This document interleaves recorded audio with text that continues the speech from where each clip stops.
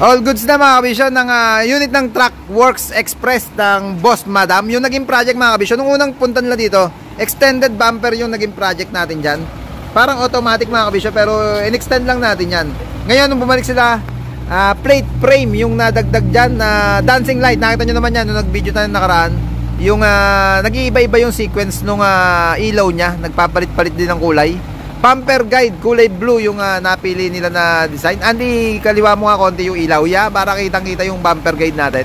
Kaliwat kanan yung pinakabit nila dyan.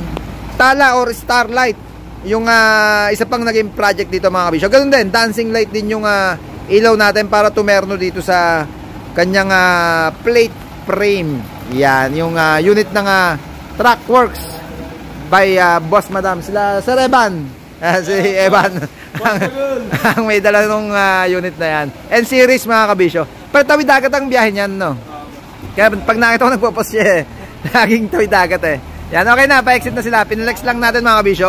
Corner panel, syempre pinalitan na ng chrome. Tinanggal na stock na yan, stock nung unit mga kabisyo. Chrome na yung pinalit natin. Yung baraso nung side mirror, pina-stainless na rin nila. Kaliwat kanan mga kabisyo. Yung pinalitan natin syempre para all goods yung unit.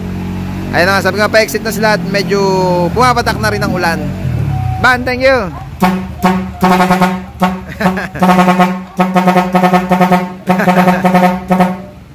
Ang ganda mga kabisyo nung kanyang mga ilaw. Nagterno doon sa plate light mga kabisyo. Yan. Okay, thank you. Certified mabisyo. Iyan